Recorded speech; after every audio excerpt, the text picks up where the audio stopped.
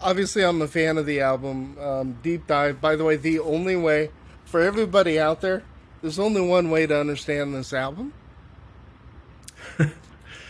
It's the only Yes, way. I'm glad you mentioned that in your review too.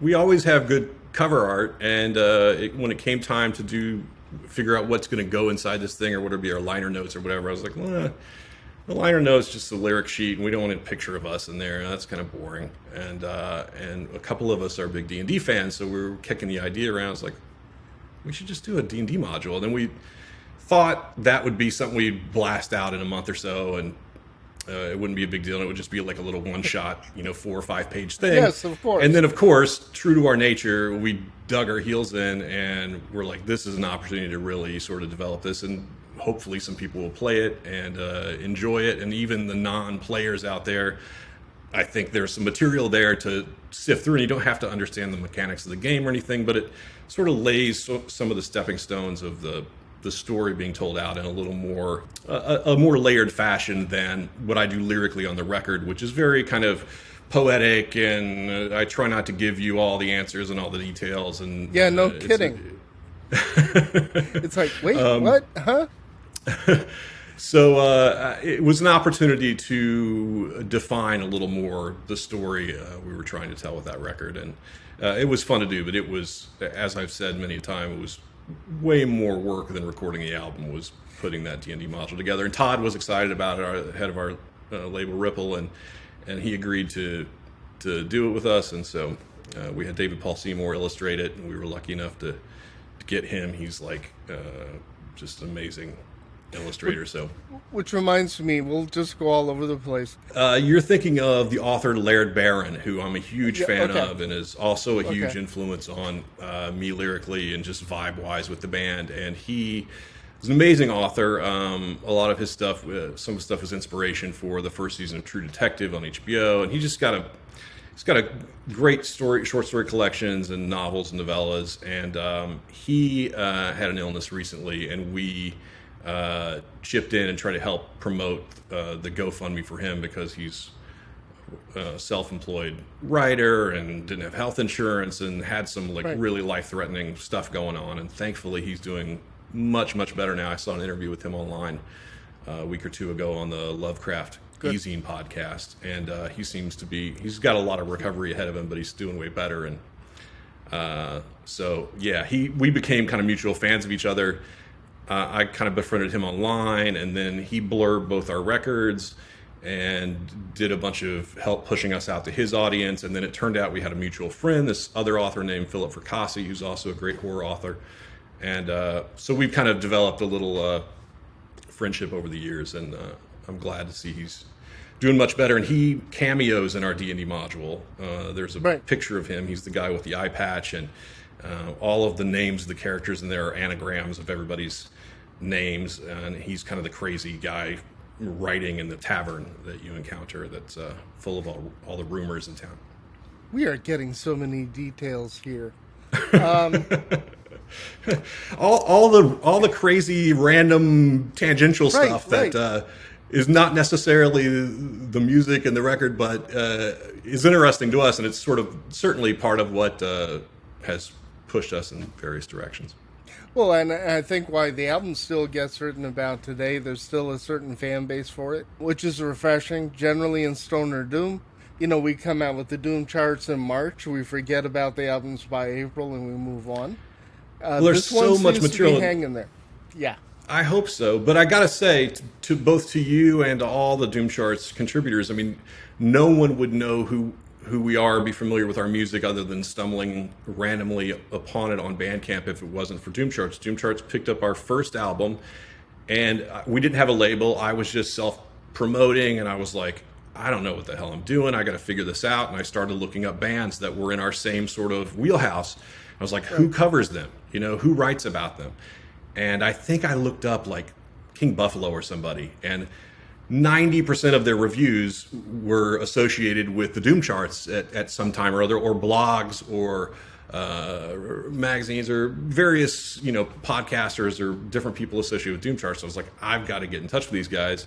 And I just started I put together an EPK and started sending out press releases to various people that were associated with Doom Charts. And I think it was Remy that picked it up first.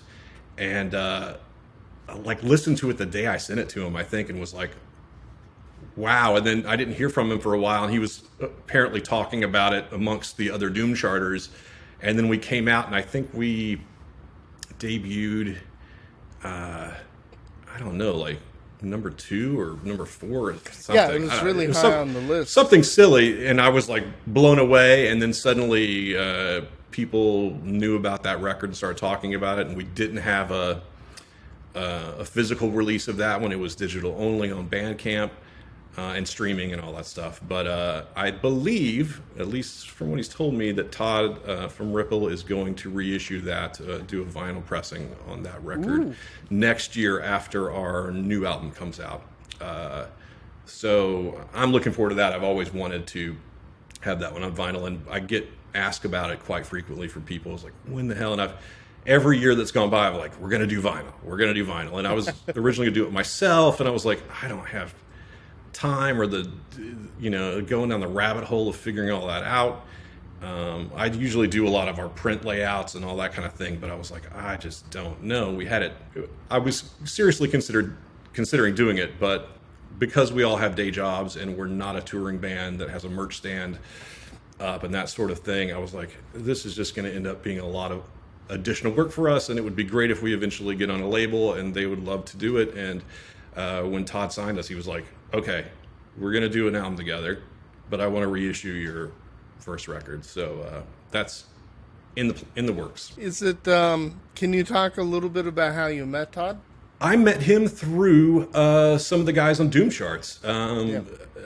Connected the dots, and I was a big fan of the Ripple label already, being a fan of the Doom Charts. I can't keep up with it as seriously as the dieharders do, because there's so much stuff and so much good stuff, frankly. But particularly when we're recording, I'm listening to our concepts and rough mixes and everything constantly, and my time for finding new music and obsessing over new music is sometimes hard to come by. But so much of the stuff I've discovered over the last few years has come out of Doom Charts. And so someone connected us through Doom Charts. I think it was Bucky Brown.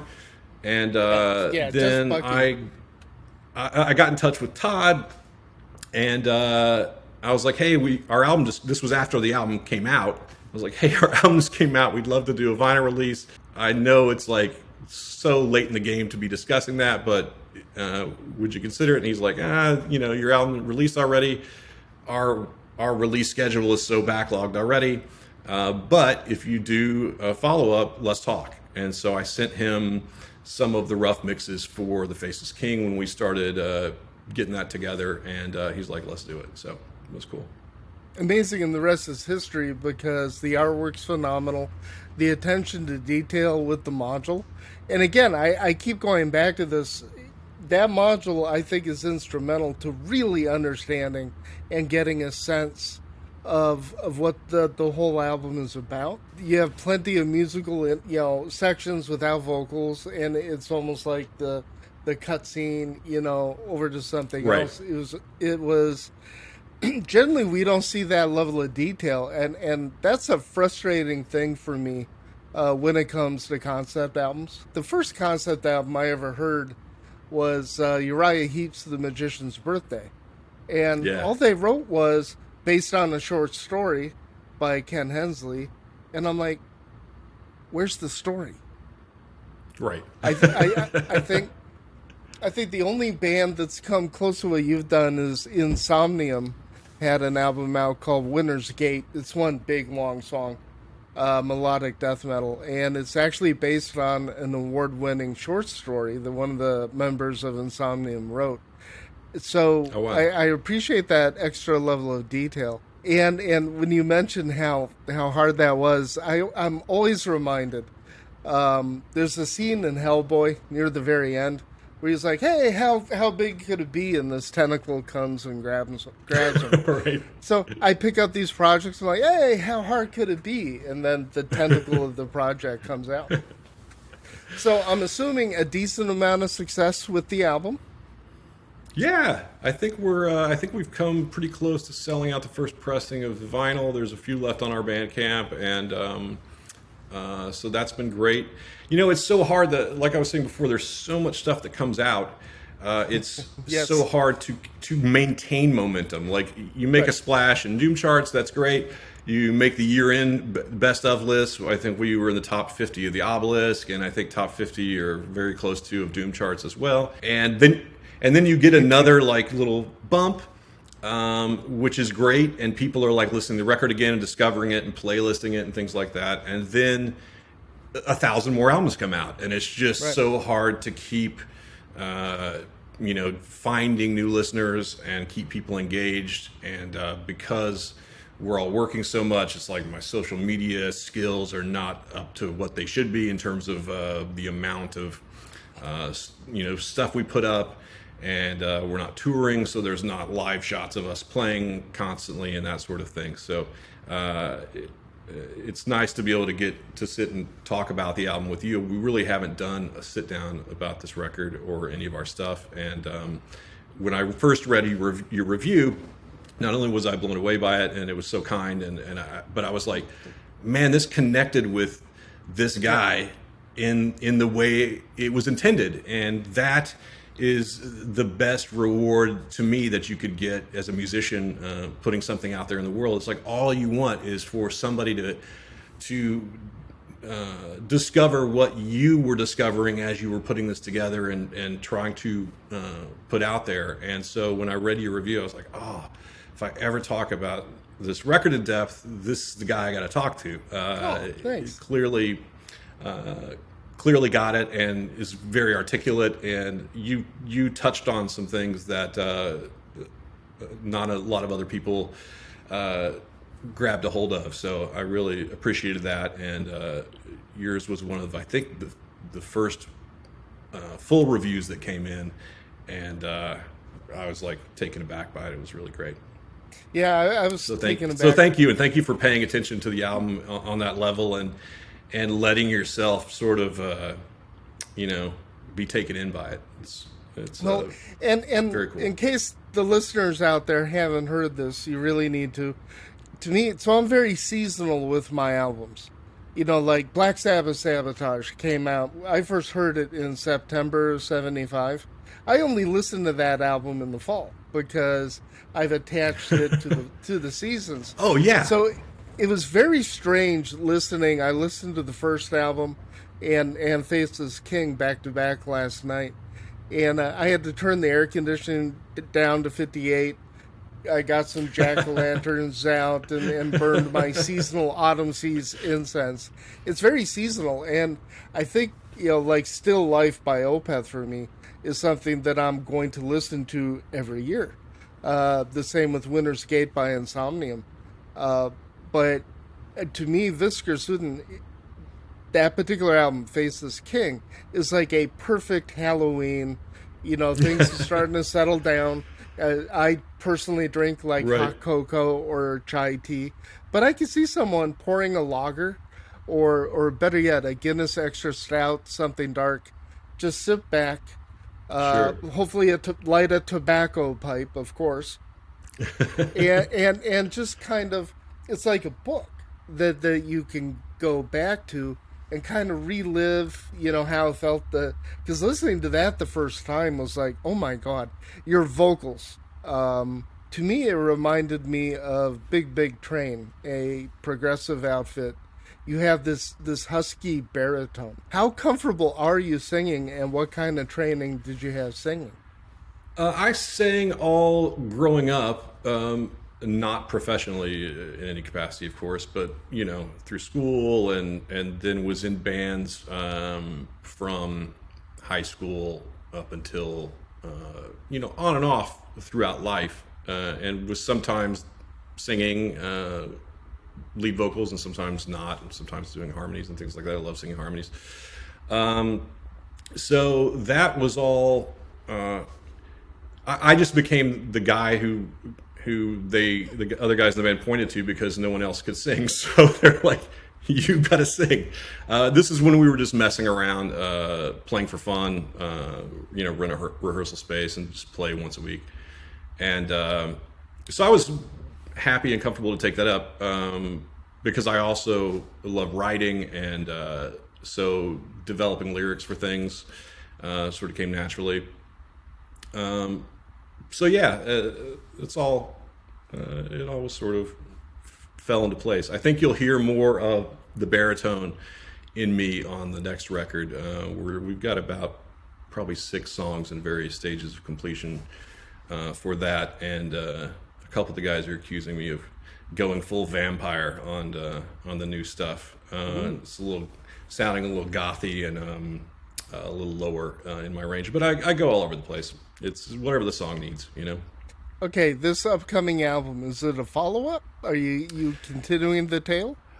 This will not be a concept record per se, but it's very much, so far anyway, I love telling stories in songs, and we love making sort of cinematic kind of music and soundscapes. So there will be stories told on the record, maybe contained to a song or a couple of songs.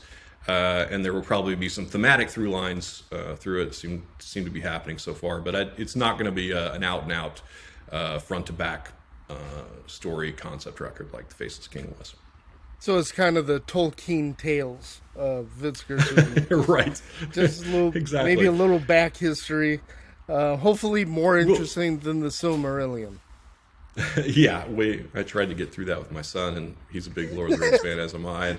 And Tolkien fan, and it was a lot more like reading the Bible. That book. It was like, so and so begat so and so, and it was just a long list of lineage and things, and like, but where's the when's the magic going to happen? Where's the action? I love it, and I love the mythology in there, and I love hearing people talk about what's contained in it more than reading it itself. It's one of those things, like, it makes for great YouTube analysis videos. Yes, much more than reading it. Good point. But I think we'll stay in our universe. The little universe we're crafting with our stuff will continue through all of our stuff in some. I hope so, because you have maps. Yes. I'm hoping to hear something from the Bard of Canton Jarl. I mean, you got to put these things to use. Again, I keep pitching it, but folks, until you've checked this whole thing out, you don't know. Now, where does Vitskar Suden come from? That's like the number 2 question I've gotten from people knowing that I'm going to talk to you. We set out to conceive a band name that is unpronounceable to many and unspellable by most. We were, that is kind of what happened, but we were just playing one night back before we were a real band that intended to release the music, and I was listening to a lot of Swedish stoner rock and Swedish stoner metal at the time, and so whatever I was doing on bass that night, or whatever we wound up doing, sounded very Swedish stoner rocky, and so as we were taking a break from playing and standing around chatting like we always do, I was talking about that, and someone was like, we should have a Swedish band name. And so then we started Googling all things Swedish, and we found this rocky beach called Vitskar Suden, I think it's S-U-D-D-E-N, and it's all one word. So we kind of took that and chopped it up and added an extra umlaut in there, and I think there was also a piece of IKEA furniture called Vitskar at some point. This is awesome. And so it just became a sort of a goof for us that's what we were, but not. And the other funny thing was that all the bands I was listening to had very American sounding names, like Lowrider and Dozer and Truck Fighters and all these things that sounded very like kind of macho American names. So I thought that was even more interesting that, we would be the American band with the Swedish band name. And then when it came time to put the first album together, when we got serious about that, we were like, I thought we were going to be Vitskar Suden. And then some of the other guys were like, okay, what are we going to call ourselves for real? I was like, Vitskar Suden. And Christopher the drummer and I were like, we're Vitskar Suden. And they're like, I don't know. And so we started making these lists of band names. And if you've ever tried to name something, yes, and with a group of people, like a club or a band or a group or anything, and everybody starts making their list of suggestions, it is the most terrible thing you could find yourself stuck in the middle of. So I was working on the first Godzilla, or not the first Godzilla, the Godzilla versus Kong. Then I was in Hawaii, and we were trading all these emails, and it was going back and forth, and people were making lists, and they were all very like, we looked back at them, and they were like, we can't be called like, Orc Hammer or something like that. It's like we were very like dipping into this sort of D&D realm with the names, and it was getting a little ridiculous and didn't seem very representative of the whole picture of what we were doing. And so at some point, Christopher and I convinced our guitar players that, look, we are Vitskar Suden. What our music is to us, when we hear that, that's what we think of as our music.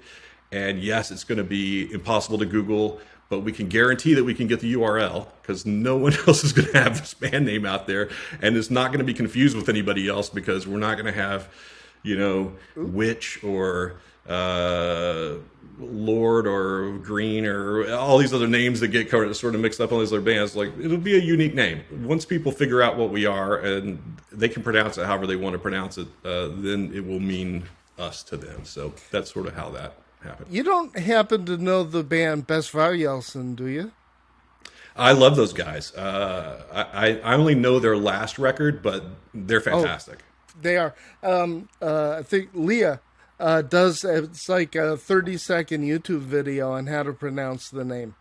And I think I've seen that, because I posted something talking about their record a little bit when it came out. So I was listening to it a ton, and I didn't want to mispronounce their name, particularly because we're the dumb Americans with a Swedish name. And so I think I looked up that actual video before I spoke the band's name. Yeah, beloved band of mine. Discovered them from the Doom charts, from one of the Doomed and Stoned compilations that comes out. Mm-hmm. And I've discovered so many bands that way, like Mesa, Besvarjelsen, they're great. A few others. Who do you get obsessed with? You have very little time for listening to music. Has anybody caught your attention lately? Lately I've been listening to the new Dozer quite a bit. I loved their previous album. Both they and Lowrider had records that came out ages ago, and then they disappeared off the face of the earth for a while. And being a big I'm a big Soundgarden fan. They're like high in my list of influences, and them and some of the desert rock stuff that those bands were inspired by.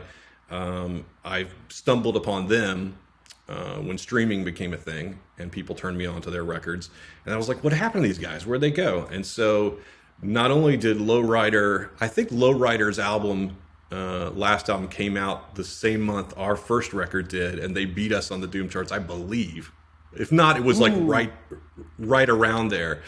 And certainly we're topping all the year-end lists that year, and got my vote as well, because it's a fantastic record. It is. And so then Dozer kind of decided to do the same thing, and I'm glad we didn't have an album coming out a couple months ago, or whenever that album came out, because I would have been mad again. It's like, I'm sure when our next album comes out, something that I love will come out at the exact same time that will have everyone's attention. But that's kind of the Horizon Zero Dawn curse.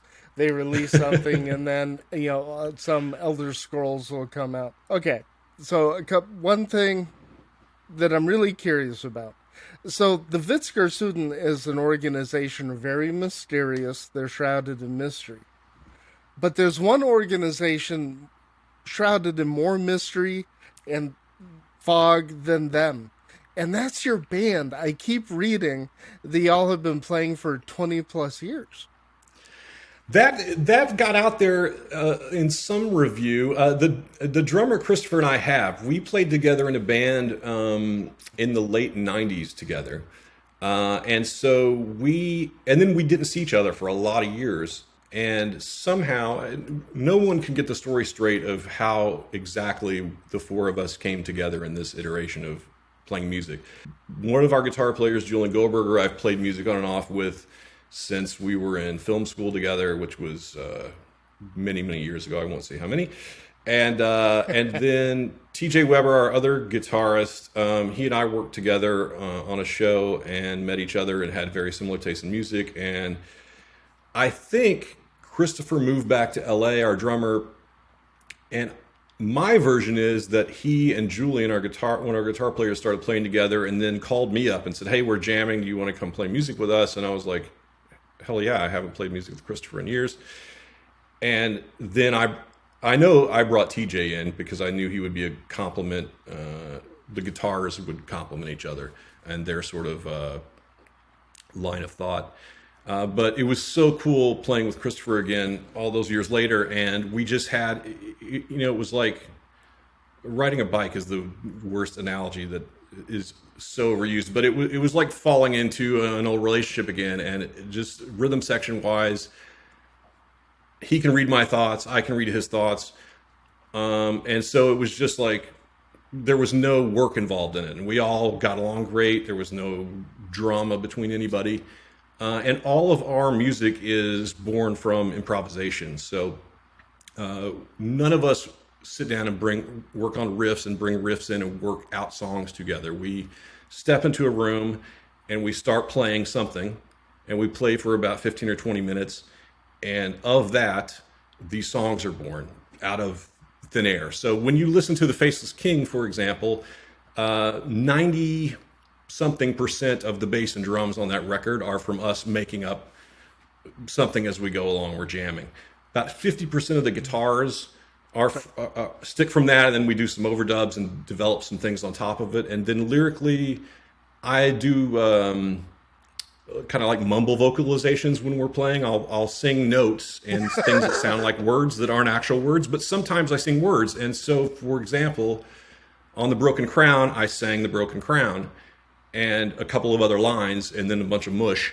And those were what became the story, not only of that track, but then what turned into the rest of the album. So the majority of our material is born straight out of just stepping into a space together and playing. In the first 8 minutes of it are always just garbage of us figuring out who's playing what and what's the vibe and what are we doing here. And then we start playing a song, and the song has parts, and it just is what it is and exists in that space for that time. And it's very much, I think I heard in one of your other YouTube videos you were talking about music as sort of a drug. It's like and I also think it's both that, and it's also a religious experience. And like you said early in our conversation here, it associates with your senses and a time and place and colors and all these things. And so the magic and the alchemy of sort of this band for us is that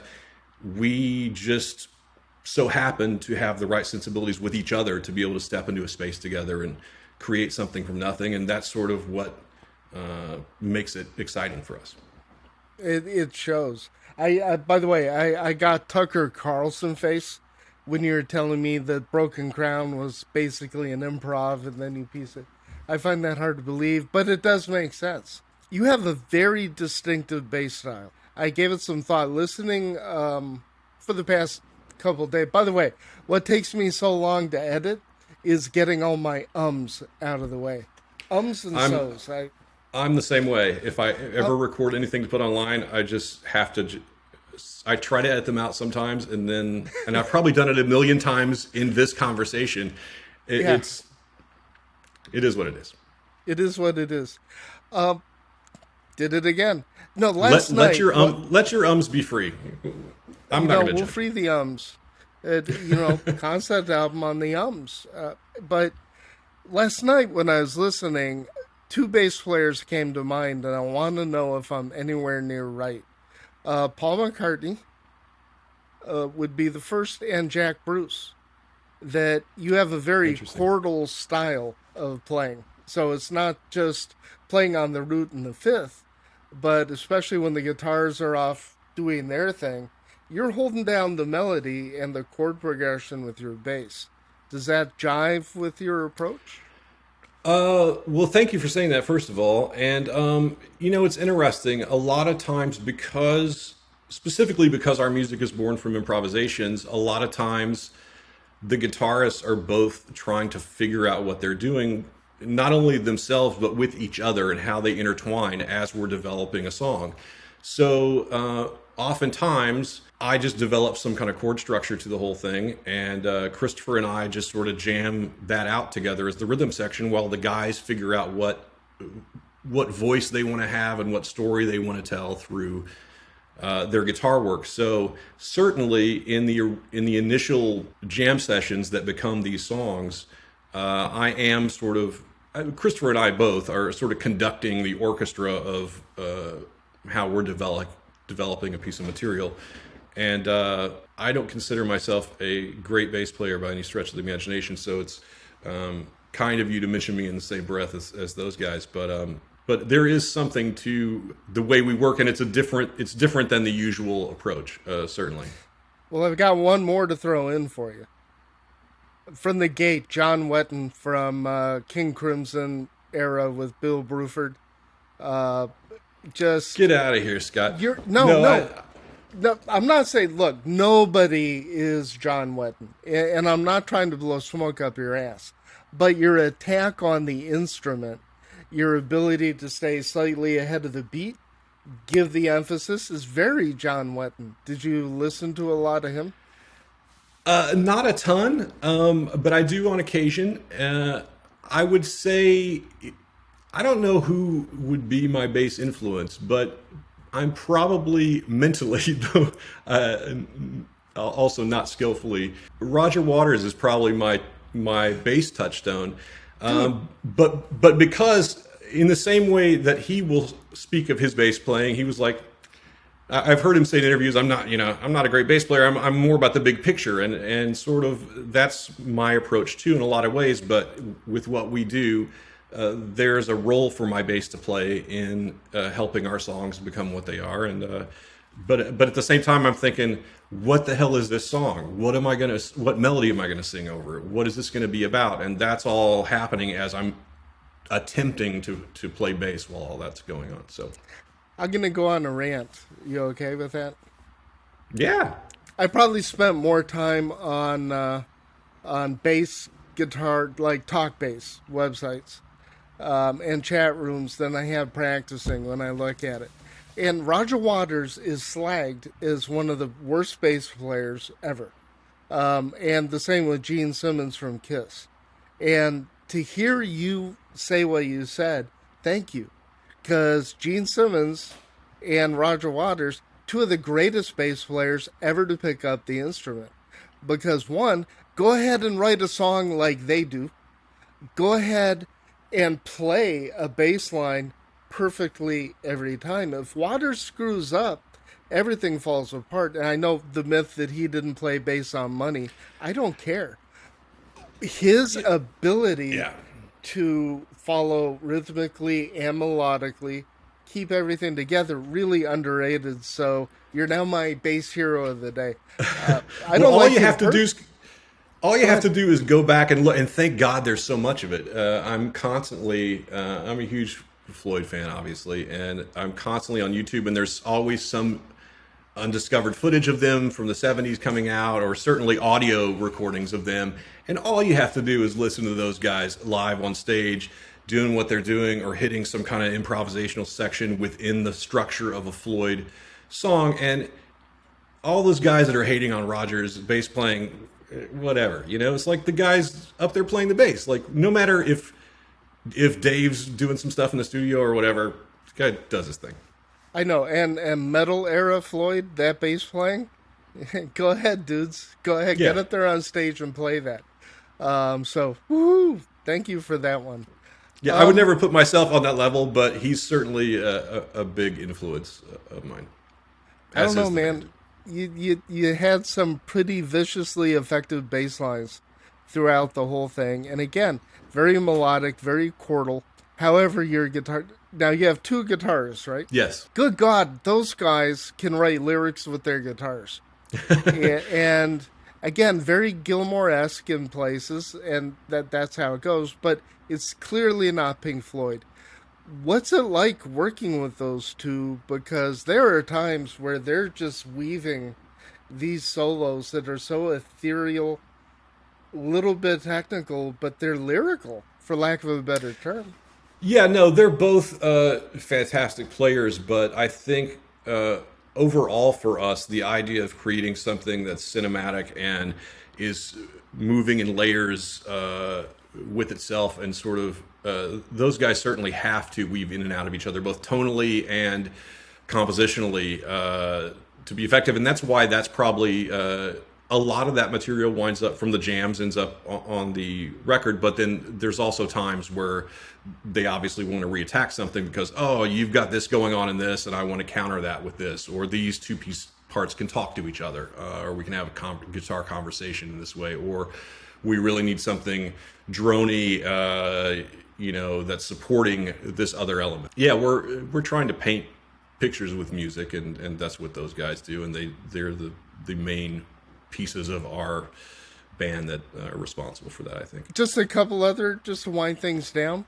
Band-wise, what would be the influences? Is there any common core of bands that you all share, that you learn the language and you speak the language based on the band? So I think that's what lends itself to the weirdness of our sounds. I mean, anything from, if you're talking about commercial stuff that you grew up on or was influential to you, anything ranging from Radiohead to Tom Waits, to, like I said, for me, Soundgarden and Pink Floyd. And one of our guitar players is a huge fan of Grateful Dead, and but also like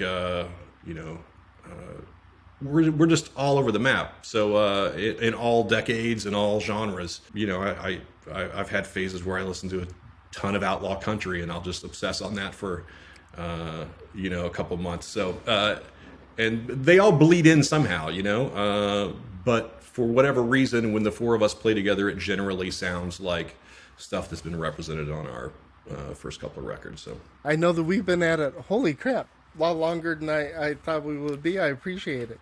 Is there anything I haven't asked yet that you really wanted to talk about or get out there, other than more Godzilla Kong stuff?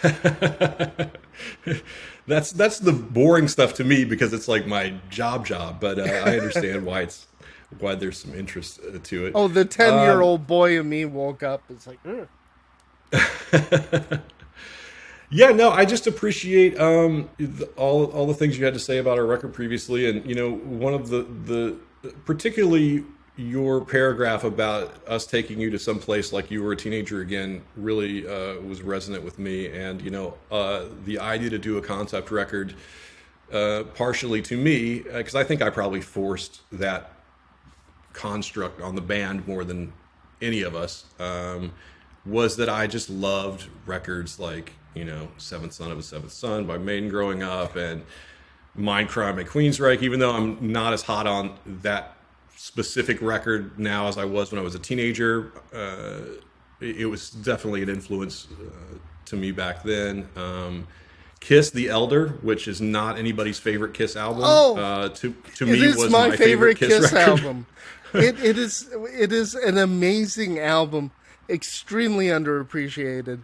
It's so funny that they themselves hate it so much, or at least I think they've lightened up on it a little bit over the last few years, but used to they were always just like, oh, they made us. If another band, if they had changed their names and not put Kiss upon it, that would probably be a cornerstone album.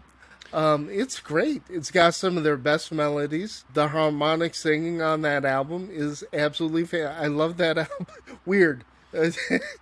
I guess that's when I was a kid. When I was a kid, I thought because it was called Music from the Elder that there was most certainly going to be a movie coming out that this was the soundtrack to, and this was pre-internet and everything, obviously. So I was just waiting around for when's the movie coming out, and I was so disappointed that it did not. Somewhere online, a high school did a production of wrote a musical based around the Elder, and there's video of it online that I've watched part of, which was pretty cool. Well, if any band could do it, if any band could do a cover front to back of the Elder, give it some true dramatic flair, and maybe do some accompanying videos. I vote for Vitskar Suden. We may cover a song from that record at one point if I could convince the guys to do it. There's a couple. That would be really fun. A Vitskar Suden album of covers. The kind of your Garage Days revisited thing. Well, the one thing to be sure of is if we ever did that, nothing would sound at all like the original song. I'm a big fan of covers that deconstruct and rebuild classic songs. Why try to just redo note for note a song that's fantastic that somebody else did? That would be. There's who is Pale Wizard has their redone series. There's a bunch of bands get together and they record an album song by song with different bands. The Elder would be perfect for that. I'll get off here. I'll get on the bat phone, give my man Todd a call and say, hey man, you got to do this before Pale Wizard does.